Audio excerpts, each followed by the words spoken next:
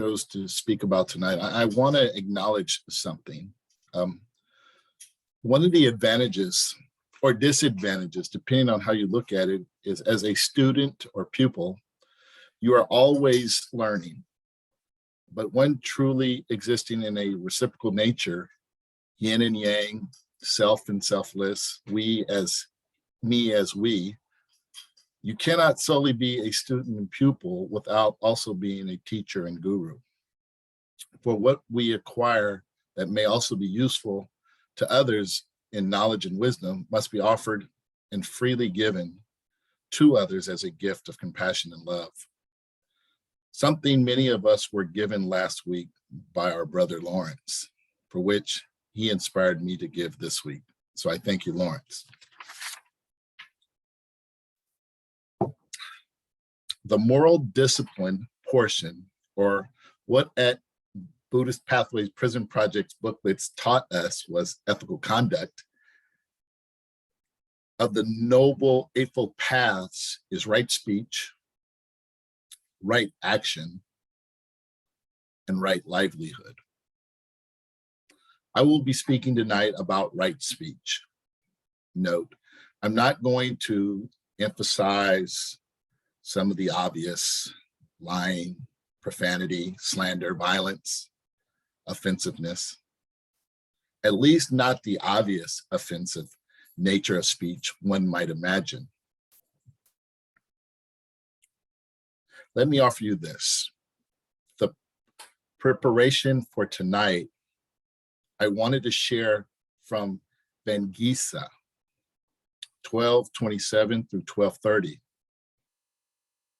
For those not aware, Vangisa was a master in Sanskrit Isa of the spoken word Vakana. And in Buddhist Sanskrit, his name is Vagisa, Lord of Speech. Here we speak of Sabahisa, or well-spoken. Let me share with you what he said. 12:27, one should speak only that word by which one would not torment oneself nor harm others. That word is indeed well spoken. 12:28, one should speak only pleasant words, words which are acceptable to others. What one speaks without bringing evil to others is pleasant.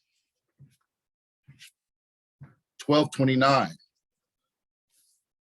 trust is indeed the underlying word. This is an ancient verity. Upon truth, the good say, the goal and the teachings are founded. 12:30, the sure word, the awakened one speaks for the attainment of nibbana, for making an end of suffering, is truly the best of words. At this point, you might be saying to yourself, or wanting to put it even in the chat, what is Eric talking about? Trust me, at this awakening was one of the most profound experiences recently that I have had to recalibrate how I see me and we in a very long time. I'm taking a course in class, race, gender, and sex this semester at Cal Poly Humboldt University. And I was introduced to this text called The Language Teaching New Worlds, New Words by Bell Hooks, where the author writes, one line of the poem that moved and disturbed something within me was, this is the oppressor's language, yet I need to talk it to communicate with you. For which I had to write, I believe now that so many of us from the older generations have remained stuck in, comparable to Hooks' terminology, new worlds, new words, and old words form of expression. much of it steeped with discriminative, offensive, and hurtful forms of expression. Much of it normative in our own everyday conversations. Rightly or wrongly, the awareness of younger generations and folks tapped into the transparency of language usage today will find fault or struggle with the transition to the new world, new words, when having to address those from the past who have no desire to let go of the past. We see that in social issues, politics, and now we see it in our use of language.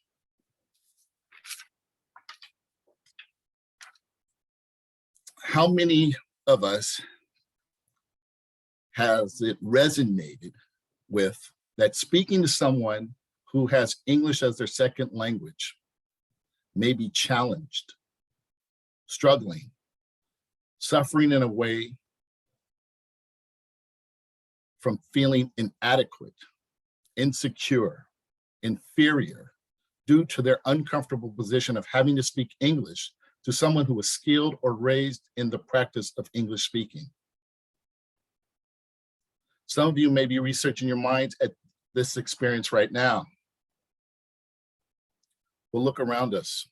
We have brothers and sisters in our Sangha who are in our institutions that we speak to quite regularly, who are struggling with that level of insecurity and uncomfortability.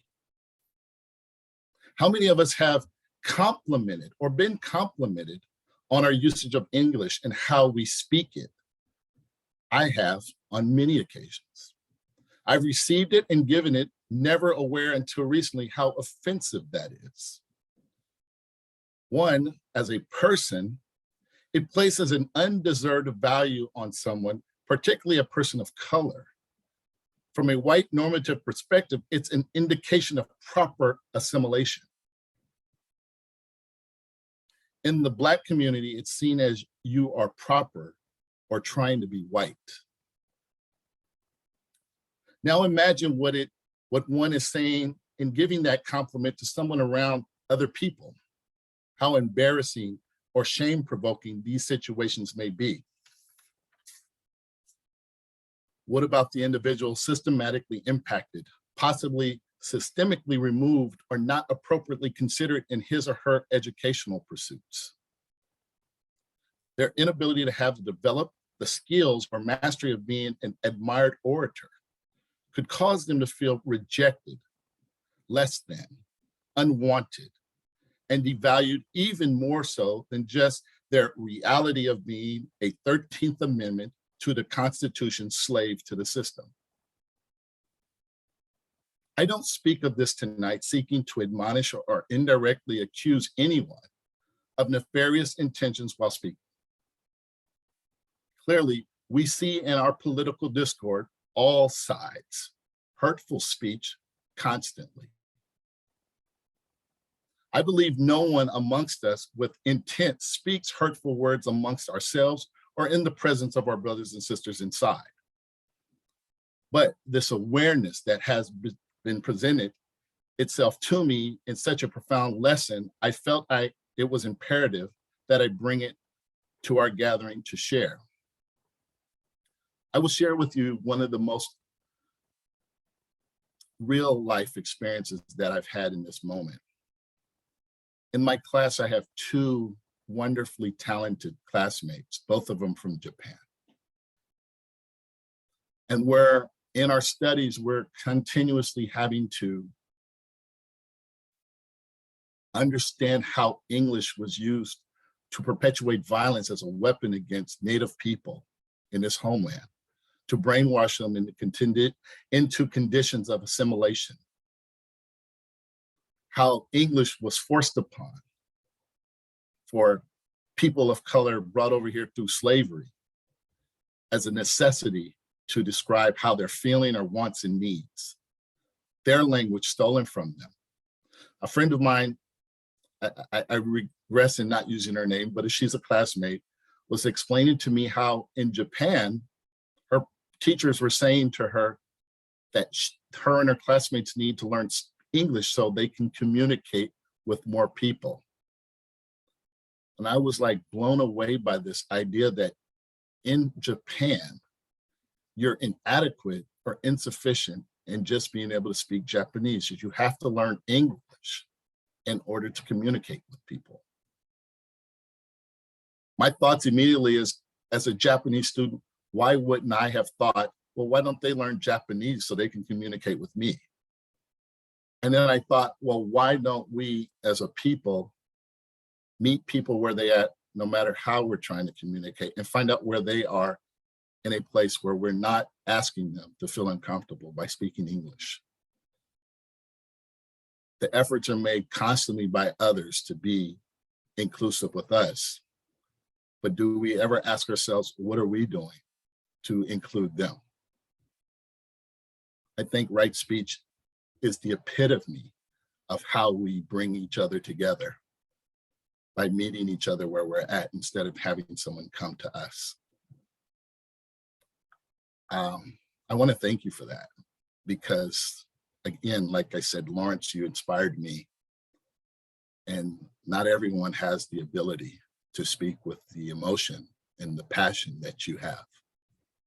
And I know that sometimes you feel as if you can't say the right things. Brother, you always say the right thing. And I just want to thank you.